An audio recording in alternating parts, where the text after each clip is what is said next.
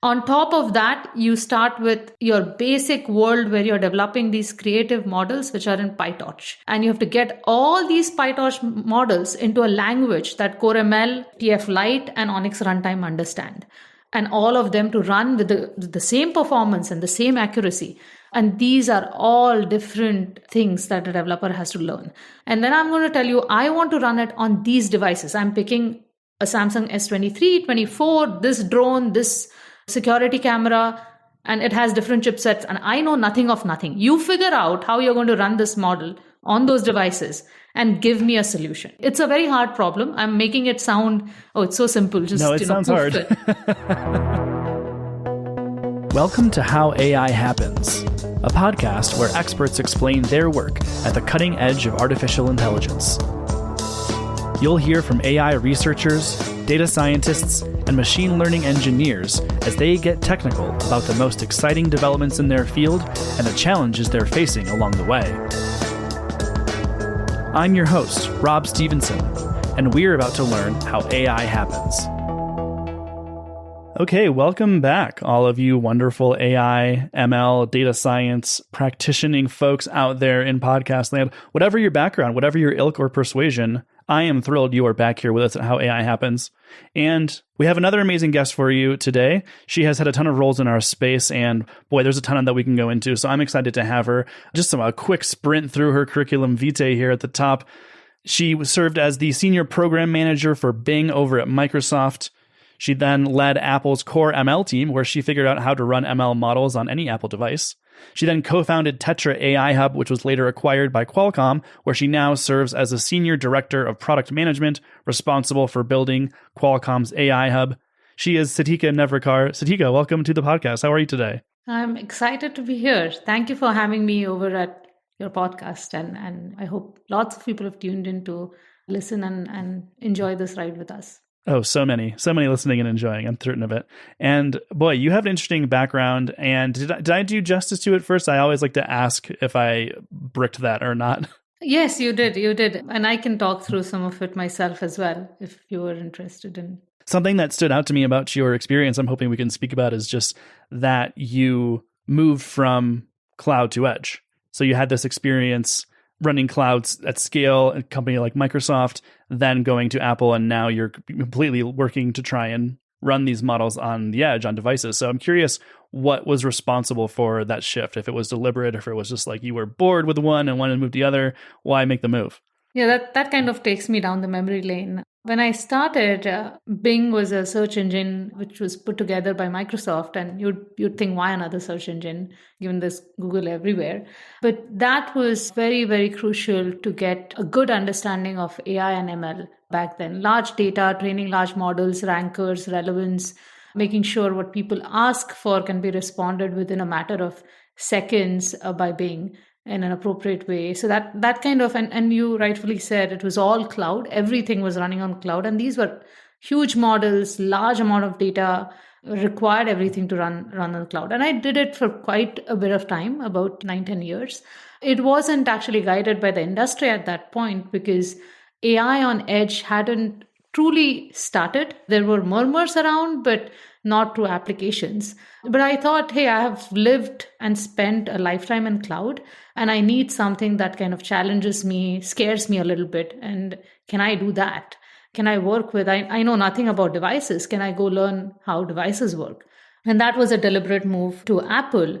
And it was the best time, place to be there, in my opinion, now looking back, because that was a beginning of AI running on devices with, phones being unlocked by your face. So Face ID is a very, very big example of that, as well as the silicon or the SoCs, which now started to emerge exclusively for AI and to run AI on device. And Apple was doing their first one. I was very, very fortunate to be there at that time and to learn all the goodness around how to run AI on edge.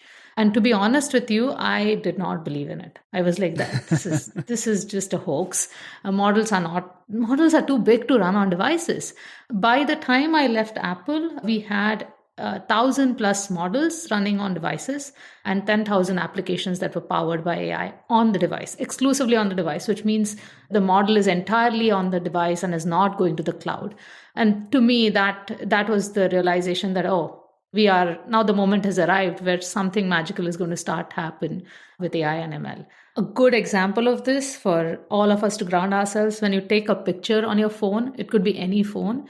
There are about 23, 24 models that run back to back within that microsecond to capture that incredible picture, which you look at and say, wow, this is a perfect captured sunset or sunrise or something like that. That's that 23 models working right on the device, making no contact to cloud whatsoever.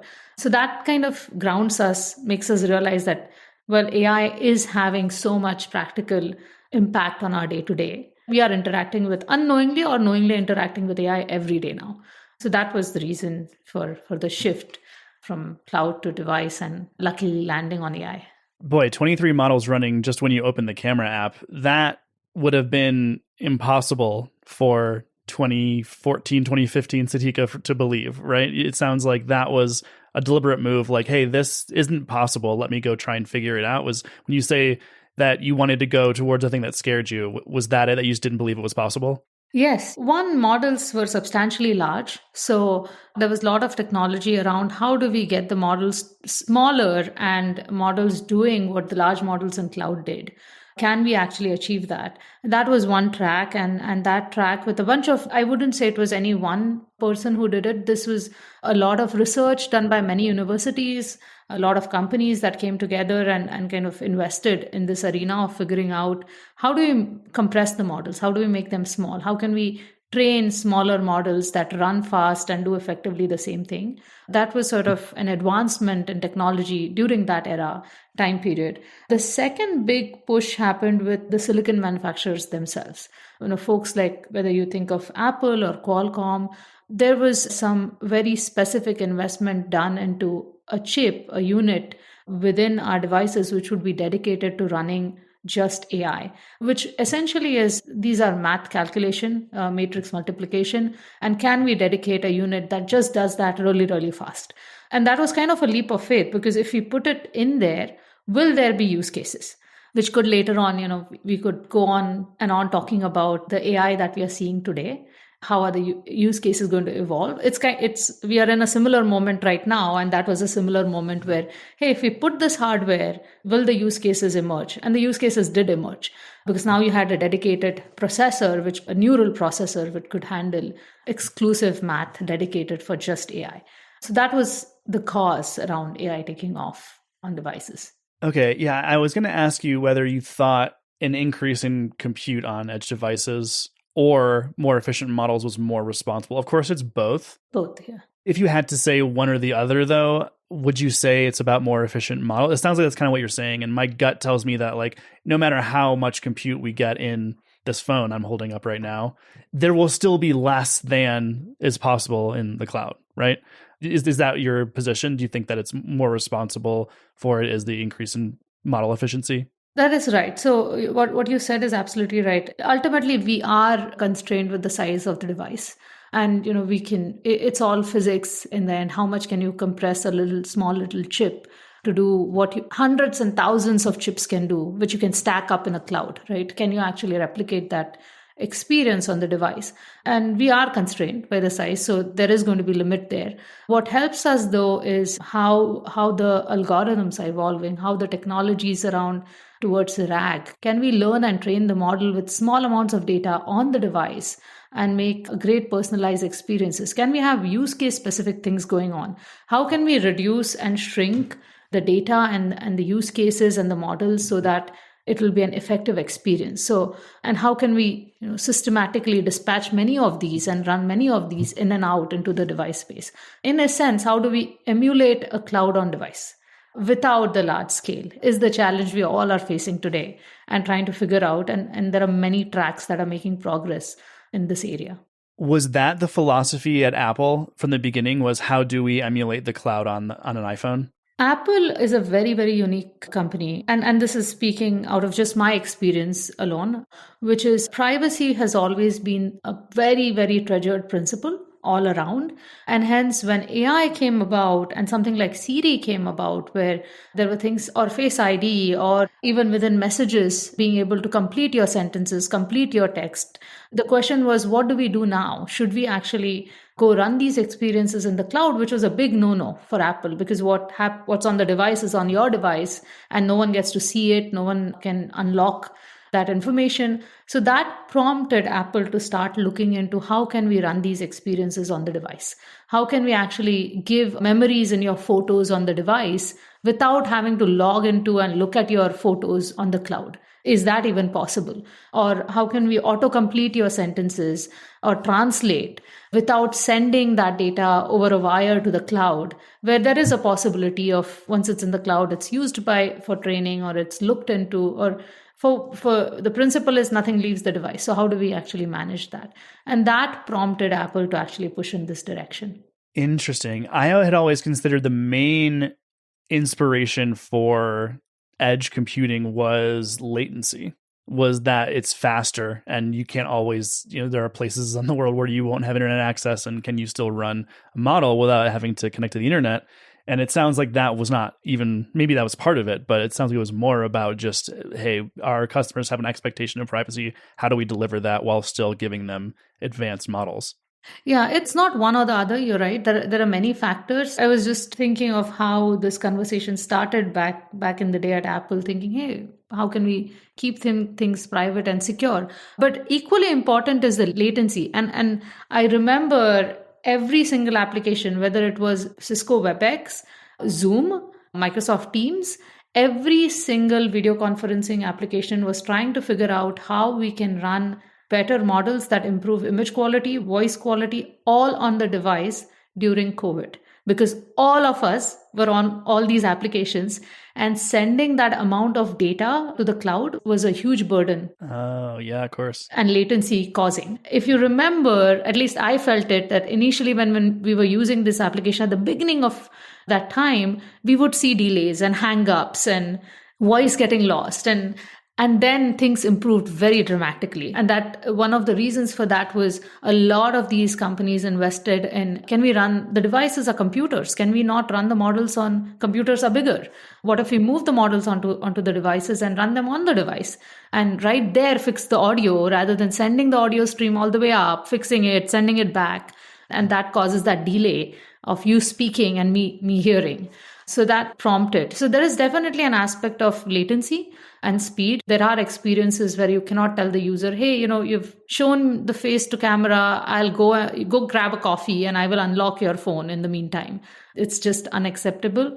So we demand speed. And like you said, there are places and there are applications where there is no connectivity. And AI is quite essential, or has helped us in many ways.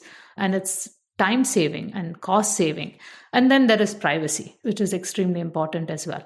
I am really tickled by that as a fan of tech history. I'll say that all of these fantastically smart and profitable companies realized that there was compute on computers and that they could take advantage of this, and maybe that the cloud wasn't the be all end all, that there had been this, 10 plus year investment and prioritization of cloud computing. And then there was now this reason to push it back to the edge. And I guess in the case where people are using laptop computers, or in some cases even desktops, maybe that was a little easier than the phones. But anyway, the phones were, right, like mobile first is also happening. Like there was no way to get around mobile compute development. I don't know if you've heard this term, but I have heard it more often now, even among startups and all other application developers, especially, that there is free compute in my user's pocket. Why should I pay for it, right? And that's a true thing, because if I'm an application developer, let's say the application we are using for this particular recording, and I could run an AI model on your device or my device, then I'm saving that cost on the cloud. So is it, and you and I are not actually burdened by the cost of it, because we're like, we are anyways using the application. So if you want to consume a little bit more of a neural engine processor on the side, sure. As long as it doesn't impact me, I'll grant you that space. So that's a theme that's taken off amongst application developers who are constantly trying to save cost. The free compute in my user's pocket is fascinating to me. And maybe this is a little too cloak and dagger. you can kind of bring me back to earth. But do you foresee a future where companies could use their users' compute for processes that had nothing to do with what the user was doing? So my phone is idle right now. Apple could use my compute for some other process. Presumably, in the case of Apple, they would ask my permission, and I would say, yes, you may do that. And maybe my iPhone costs a little less. I don't know. Do you see that as a possibility that all of this distributed compute will be used for non-user processes? Very Silicon Valley, Black Mirror show kind of things. Yeah, no kidding. We haven't yet gotten there. I'll tell you why we haven't gotten there. The compute that's available today, we haven't bombarded it with a bunch of use cases where we're getting to the point that, hey, I would want to borrow the compute from somewhere or some user of mine. We haven't hit that momentum yet, but with the advancement in generative AI, we are on to something that is quite unknown to all of us, because what we are trying to do is we are trying to train a model on the fly to learn so many things, and we are going to run into a lot of scenarios where, again, I'm going the Black Mirror route too. I don't know honestly, but it could happen where I would like to borrow some distributed compute if a technology exists today. Today there isn't something that's built out to do what you're saying, but it's not something I will discount as, oh, this may never happen.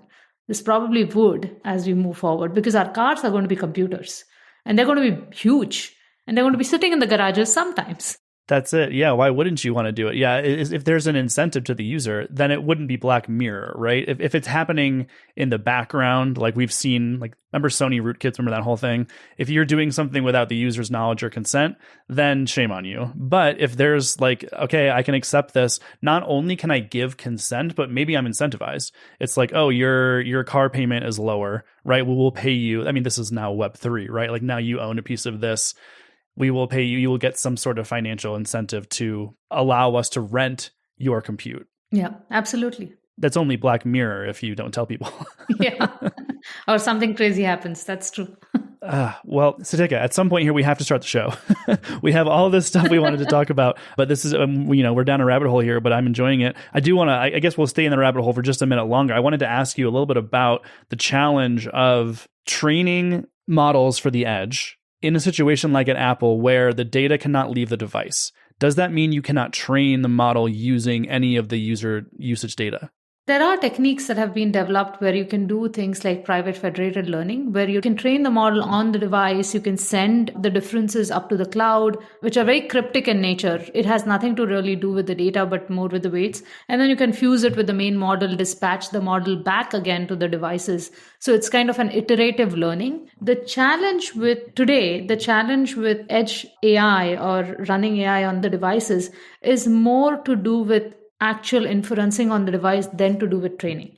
Ongoing training is going to be a point of concern, but the pre-step to it, which is, hey, can I even run this model on the device, is hard today for many, many developers, many, many users. And I'm sure there'll be people listening to this podcast who will say, yes, let's figure that out first. Let's solve that first. That is our bottleneck as it stands today. And if we solve that, then we move on to the next arena, which is how can we now continuously train models on the device? Can we train models on the device, and can we continuously train them? Can we customize them to just me? All of those things will come into play. So is there a way, though, to tweak the model while keeping data anonymous? Yes, there is. There are techniques that have been developed, but not extensively used. Private federated learning, like I mentioned, is one of those techniques.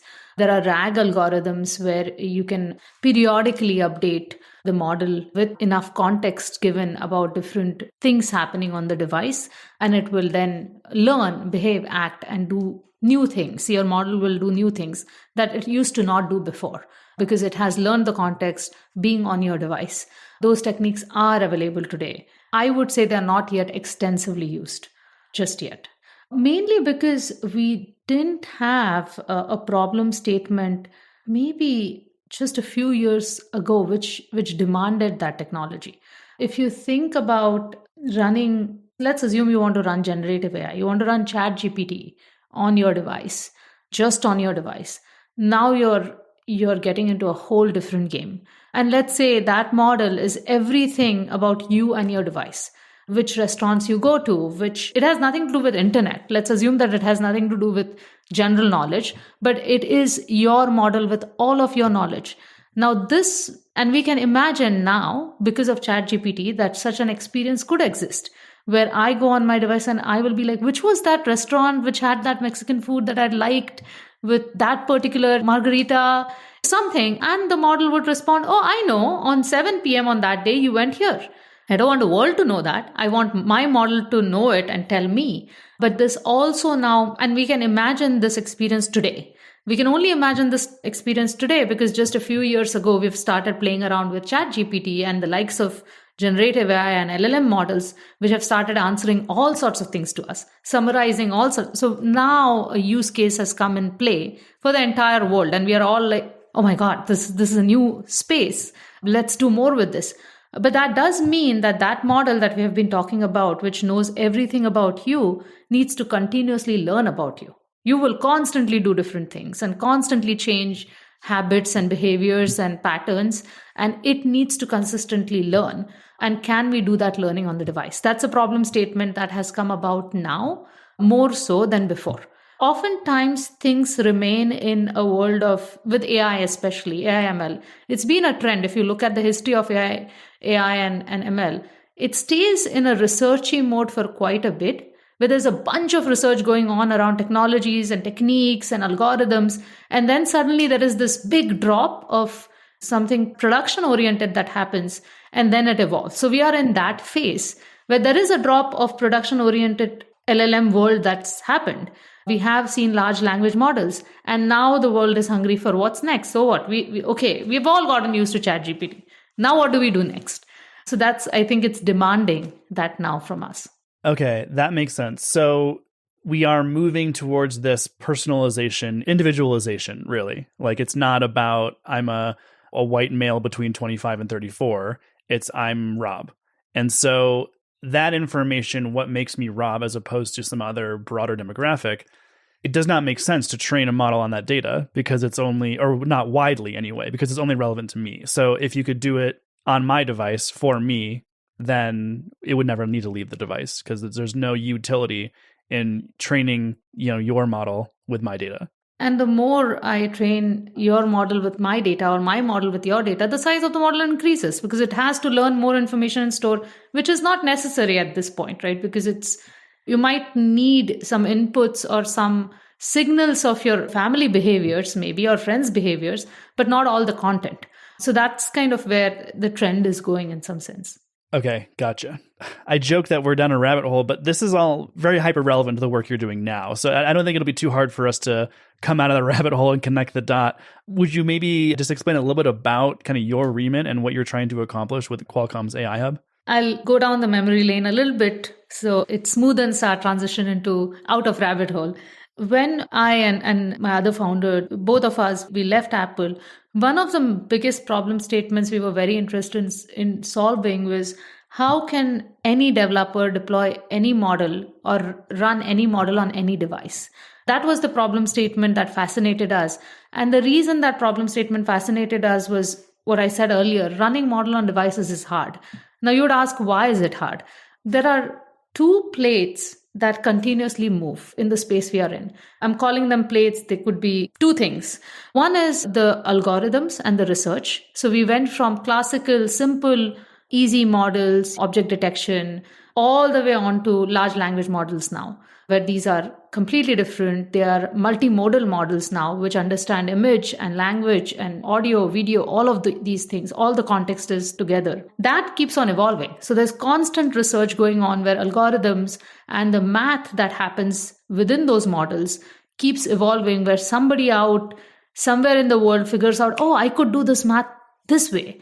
And suddenly that's magic. That's a new operator, a new way of defining that math that someone has found, and the whole world adopts it very quickly to build models. The second plate that keeps moving is the hardware itself. If you look at your own phone, 5 years ago it was different. And now it's different. And what I mean by difference is the chip itself, the AI chip itself, even the CPU and the GPU, which are the three main processors on the device doing all the heavy lifting, they have evolved, the architecture has evolved, and we have learned to do things faster with the inputs that we've gotten, that, oh, we need to do these kinds of things. So let's do a dual GPU. Let's beef up the NPU a little bit more. Let's make the NPU learn these new things or do these new math operators faster. So with these two plates moving, now as an application developer, I end up in a world where I say, oh, I have a cool application that does face recognition, voice understanding, all of those things all together. Let's say some application which does AI, and I would like to put a model to do this on the device versus sending all the traffic from all my users to the cloud. When I look at my users, some have an iPhone, some have a Android phone, some have a Windows machine, some have an Xbox, somebody has some other device. They also have a generation of devices. Someone has an iPhone, the latest one. Someone has a really old iPhone. Same with Android, right? And I don't control that because I can't go tell my users, hey, buy the new devices, all right? I can't do that. So now my problem statement is, how can I take this model that I just developed, which is with the latest and greatest technology, and run it on all my devices? This is where my problem starts. Every device, to add to that, runs a different OS. We have the iOS for Apple devices, iPad, Mac OS for MacBooks, iPhones, and then you have Android for all your Android phones, and then you have Windows. And then you have Linux for non-drones and security cameras and all of that. So here I have different OSs, which means then world has evolved to also say, well, the software, or we call it runtimes, the runtimes for each of these OSs are slightly different. And that's not intentional. It was just a fragmented world, and each of those got evolved differently. So iPhone said, oh, iOS devices have CoreML. CoreML is what you can use to run model on the device. And look, if you use CoreML, our chip understands your math of the model really fast. So use CoreML. Windows said, well, we do Onyx very well. So come use Onyx runtime. And Android said, TF Lite seems really great. It'll work with TF Lite. So now you had, again, 3 things that a developer has to learn. On top of that, you start with your basic world where you're developing these creative models, which are in PyTorch. And you have to get all these PyTorch models into a language that CoreML, TF Lite, and Onyx runtime understand. And all of them to run with the same performance and the same accuracy. And these are all different things that a developer has to learn. And that is why we built the Tetra AI Hub, which is now the Qualcomm AI Hub, where a developer can come and say, hey, here is my PyTorch model. I'm going to upload it. And then I'm going to tell you, I want to run it on these devices. I'm picking a Samsung S23, 24, this drone, this security camera, and it has different chipsets. And I know nothing of nothing. You figure out how you're going to run this model on those devices and give me a solution. And that was the intent of building. It's a very hard problem. I'm making it sound, oh, it's so simple. Just, no, it sounds hard. But it is super hard. And the idea is to produce that one artifact that will run seamlessly across all the devices. So then your life, you, meaning the application developer's life, becomes easier. Thinking of the application and the experiences and not having to dabble into, oh my God, I have to run I don't know these chipsets that exist on the devices. I'm not a hardware guy, and I don't have time to go invest in that while I'm building my application. So that's the whole idea of Qualcomm AI Hub. That's what we've been having a lot of fun building, actually. I'm glad to hear it's fun. It does, Alreda, sound fantastically hard. So is your approach then to develop a translation method for every device and every operating system?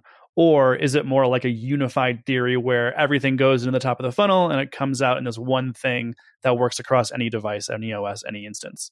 The goal is to work with these community runtimes. And the reason I call them community is while they are developed by the likes of, Onyx is developed by Microsoft and TF Lite is developed by Google, there's a lot of community contribution to it. Our contract for Qualcomm starts below that, which is once you get the translation from your PyTorch model onto a TF Lite, Onyx, how unified can it be that, like you said, one format which goes down? We have that, and you have to constantly work at maintaining that contract with all of these community. And then the other part is, how do you go from PyTorch to all these community runtimes? If there's some translation that exists, in some cases, there's fantastic development that's happened. We leverage that. Where there are gaps, we fill by building ourselves those gaps. End result for the developer is they do not have to worry. We provide them the solution where they come in and they upload the PyTorch model and they say, well, I am targeting Windows devices, recommend a runtime, make it happen for me. And we'll go and give them the right solution end to end, from the top all the way to running it on the device. Yeah, it makes sense. And it feels like the use case is so clear. I fear that some developers might choose to just work in one instance rather than figure out how to serve their product to the other 75% of the world. So the ability to translate these models in this way, yeah, fantastically helpful. Gosh, I could stand to hear more, Siddhika. We really covered a lot of ground here, but we are creeping up on optimal podcast length. So we unfortunately have to wind down and get on with our lives here. But before I let you go, I was hoping you could maybe just share like, what are you hearing from the folks out there when you speak to developers? Obviously the challenge of translating this into all these different use cases or instances is hard, but what are the really common challenges that developers are facing, and what advice would you give them? Right now, the most hot topic for every single developer is how can I run a generative AI model on the device? And we are limited by the size of the model at this time and point. All devices are, and it's up to 7 billion for, let's say, a phone, and it can go up to 30 billion for a computer, and a large 60 billion plus for a car. But it is very challenging to run a large language model on the device because it has more to do with the end-to-end pipeline, not just running the model on the device.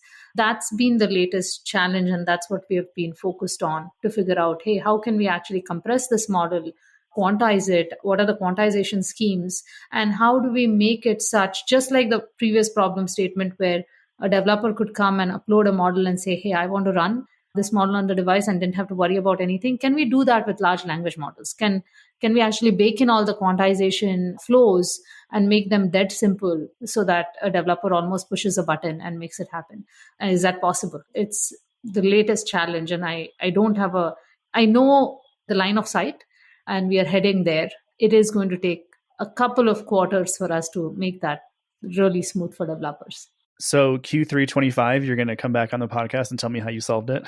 Yes, that's the goal. I love it. Well, hey, the last thing you thought was impossible, it seems like you figured out. I'm not a betting man, but I certainly wouldn't bet against you, Siddhika. This has been fascinating. I really loved having you on, and I mean it. If I would have you back on in a little bit to talk about what you've been up to and what the progress you make on that line of sight you described. So, but at this point, I'll just say thank you for being here. I really, really enjoyed speaking with you today. Thank you so much. Me too. I enjoyed this too.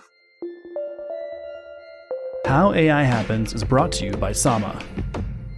Sama's agile data labeling and model evaluation solutions help enterprise companies maximize the return on investment for generative AI, LLM, and computer vision models across retail, finance, automotive, and many other industries. For more information, head to sama.com.